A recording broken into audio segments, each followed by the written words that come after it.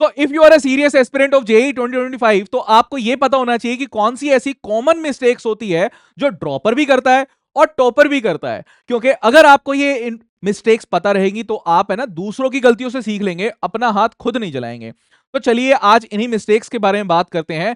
Mistakes होना लाजमी है, सब करते हैं मिस्टेक्स। एंड ऐसा कहा जाता है, बायोलॉजी अगर आपने पढ़ी हो क्लास 10 तक तो ऐसा है कि हमें पता है कि इवन गॉड भी सिमिलर चीजें क्रिएट नहीं कर पाते, उसमें भी कुछ ना कुछ जीन्स की हमारे पास कमी हो जाती है।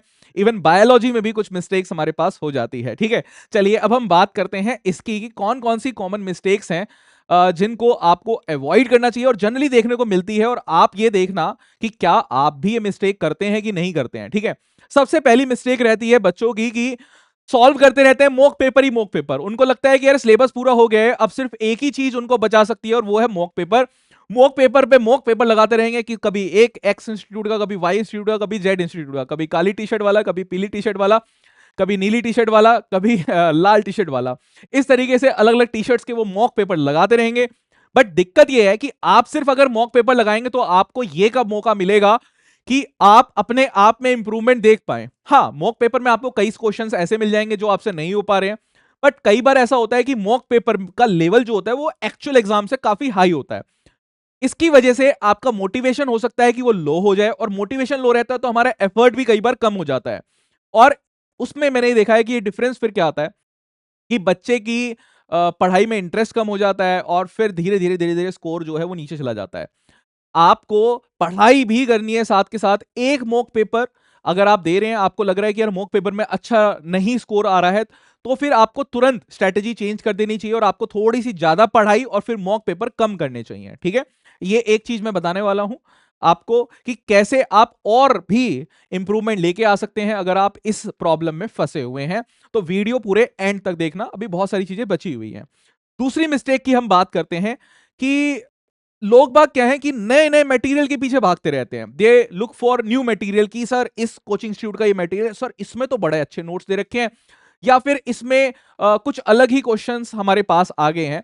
तो होता क्या है कि आप है ना किसी भी एक मटेरियल को या किसी एक नोटबुक, किसी एक बुक को आप पूरा कवर नहीं कर रहे हैं एंड टू एंड, जिसकी वजह से होता क्या है कि आपने इजी इजी वाले पार्ट तो कई सारे अलग अलग मॉड्यूल से कर लिए हैं, बट आपने पूरा का पूरा मॉड्यूल कभी किया ही नहीं। जिसमें इसका मतलब ये कि आपके ब्लाइंड स्पॉट जो है पर्टिकुलर चैप्टर्स के या पर्टिकुलर सब्जेक्ट के बहुत ज्यादा बच जाते हैं और इंप्रूवमेंट होने के चांसेस भी आपके कम हो जाते हैं। तो मैं ये सजेस्ट करूंगा कि आप जब भी कोई काम कर रहे हैं तो पहले एक बुक को कंप्लीट कवर करिए और फिर दूसरे मटेरियल की तरफ जाइए। तो आपको ये रहेगा कि हाँ मैंने ये मटेरियल तो पूरा कर रखा है। जैसे मैं फिजिक्स के लिए एग्जांपल देता हूं, मैं अपने स्टूडेंट्स को बोलता हूं कि लेवल 1 आपका है कि एचसी वर्मा के आपको इंटेक्स क्वेश्चन, पीछे के जो क्वेश्चंस है ऑब्जेक्टिव और जो लास्ट में एक्सरसाइज क्वेश्चंस रहते हैं वो आपको करनी है। तो वो आपका लेवल 1 है। उसके बाद आप क्या करना है, आपको मॉड्यूल करना है कोचिंग का। फिर कोचिंग का मॉड्यूल करने के बाद जो आपके पास टाइम बचता है, फिर आपको मॉक पेपर्स देना, अटेम्प्ट करना है, प्रीवियस ईयर क्वेश्चंस करने हैं। तो ये इस तरीके से लेवल चलता है। बट ये स्ट्रेटेजी चेंज हो जाती है, जैसे कि अभी आपका रिसेंटली एग्जाम है तो आप मॉड्यूल पूरा नहीं कर पाएंगे, है ना, आप एचसी वर्मा भी पूरी नहीं कर पाएंगे। तो फिर उसमें कहा जाता है कि आप प्रीवियस ईयर क्वेश्चंस पहले कर लीजिए, पैटर्न को समझिए और फिर आप अपने स्कोर को इंप्रूव कर सकते हैं। तो ये स्ट्रेटेजी हमेशा ऐसा नहीं है कि स्ट्रेटेजी एक ही स्ट्रेटेजी हर टाइम पर काम करती है। अलग अलग टाइम पर आपके पास कितना टाइम बचा हुआ है उसके अकॉर्डिंगली स्ट्रेटेजी हमारे पास चेंज होती रहती है। बट बात यह है कि कोई भी मटेरियल आप कर रहे हैं तो आपको स्टार्टिंग से देखना है कि वो मटेरियल को आप शुरू से लेकर लास्ट तक खत्म करें। ठीक है, फिर हम आते हैं आगे। आगे आए तो वो है कि आप जो है वो टीचर से हेल्प नहीं लेते हैं। जनरली मैंने ऐसा देखा है कि स्टूडेंट जो है वो अपने दूसरे किसी दोस्त से है ना बात करता है कि यार ये बता कि इसमें क्या करना है। वो भी आप ही की तरह इमेच्योर है, हो सकता है कि वो उस सब्जेक्ट में अच्छा कर रहा हो, बट वो सब्जेक्ट में क्यों अच्छा कर रहा है वो उसे खुद नहीं पता। फिर ऐसा भी देखा गया है मैंने कि काफी लोग जो है वो टॉपर्स की एडवाइस लेते हैं। टॉपर्स की एडवाइस अच्छी बात है, बट होता क्या है वो टॉपर्स की जो लाइफ है, जो सिनेरियो उसके लिए थे वो आपके लिए हो सकता है कि वो सिनेरियो काम ना करें, है ना। तो सबसे बेस्ट ये होता है कि होंगे टीचर से आप डायरेक्टली हेल्प लीजिए। अगर आप टीचर से हेल्प नहीं ले पाते हैं डायरेक्टली या फिर टीचर आपके लिए एक्सेसिबल नहीं है, तो फिर ये एक दिक्कत की बात है, बिकॉज टीचर को हमेशा एक्सेसिबल होना चाहिए स्टूडेंट के लिए, क्योंकि टीचर जो है वो असली में स्टूडेंट्स की हेल्प करने के लिए ही है। तो आप जब टीचर से हेल्प लेते हैं तो होता क्या है, टीचर का जितने सालों का एक्सपीरियंस है उन सालों में टीचर्स ने बहुत सारे बच्चे को देखा होता है। तो बहुत सारे बच्चों को देखा है, तो उनकी प्रॉब्लम्स भी देखी हैं, प्रॉब्लम्स भी सॉल्व करिए, डिफरेंट प्रॉब्लम, चाहे वो स्टडी एकेडमिक्स हो, चाहे वो पर्सनल हो। तो टीचर, मैं आपको बताता हूँ, मेरा एक चलिए वो स्टोरी आपको बाद में सुनाएंगे, बट मैं आपको एक चीज बताता हूँ। देखिए, टीचर, एक पुलिस वाला और एक जज, ये बहुत सारे लोगों को एक साथ देखते हैं और ये इनके हिसाब से अपनी जजमेंट देते हैं। तो टीचर ने भी बहुत सारे स्टूडेंट्स को ऐसे देखा होता है, उनकी लाइफ स्पैन में गए हुए होते हैं, खुद भी उन्होंने अपना लाइफ स्पैन एक्सपीरियंस किया हुआ है, तो वो आपको एक बेटर एडवाइस दे पाएंगे। तो मैं ये कहता हूं कि आप टीचर से अपनी एडवाइस लीजिए, ताकि कौन सा आपको मटेरियल चूज करना है, कौन सी टेस्ट सीरीज चूज करनी है, आप अपने आप दिमाग को क्यों जोर डालेंगे, ठीक है। तो ये एक बहुत कॉमन मिस्टेक है जो मैंने देखी है कि बच्चे करते हैं। फिर है कि एक कॉमन मिस्टेक ये भी है कि बच्चा के दिमाग में ना अपना गोल रहता ही नहीं है।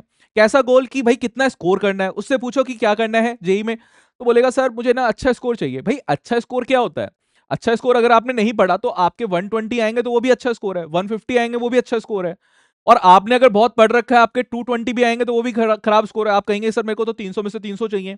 आई हैव सीन ऐसे बच्चे कि भाई जिनको 300 में से 300 चाहिए ही चाहिए, है ना। तो आपके दिमाग में एक होना चाहिए कि यार मेरा टारगेट ये है, और उस टारगेट के हिसाब से आप अपना एफर्ट लगा रहे हैं कि नहीं लगा रहे हैं, ये काम आपको करना है। बिकॉज अगर आप ये नहीं करेंगे तो फिर दिक्कत है। नेक्स्ट है कि पर्सनलाइज गाइडेंस। कई बार होता है कि हमें इतनी ज्यादा प्रॉब्लम हो जाती है कि हमें पर्सनलाइज गाइडेंस की रिक्वायरमेंट रहे, और वो अगर हम नहीं लेते हैं तो फिर दिक्कत होती है ना। सबके लिए ऐसा कहते हैं कि one size not fit for all, एक ही साइज भाई सबको थोड़ी ना फिट बैठेगा। तो आपके लिए पर्सनलाइज, कि आपके लिए कौन सी चीज काम करती है, उसके लिए आपको पर्सनलाइज गाइडेंस लेनी चाहिए। और रैंक प्लस की तरफ से पर्सनलाइज 1-to-1 सेशंस आप किसी भी टीचर के साथ ज्वाइन कर सकते हैं। आपको इसको बुक करने के लिए रैंक प्लस की ऐप डाउनलोड करनी है। 1 सेशन बुक करने के लिए सिर्फ आपको 499 रुपीज देने हैं, और अगर आप मल्टीपल सेशन चाहते हैं तो उसका प्राइस सिर्फ देखिए आप 199 है।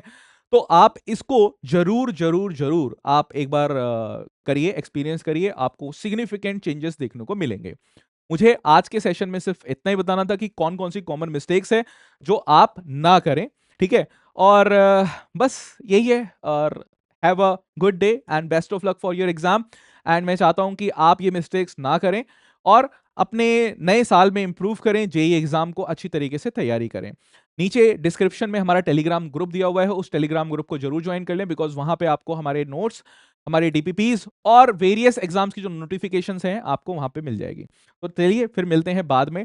Till then bye bye. और अगर कोई आपको दिक्कत है तो वो आप नीचे कमेंट करके हमें बता सकते हैं, अगर आपको कोई भी अभी तक डाउट है, ठीक है। चलिए, सो फिर बाय बाय।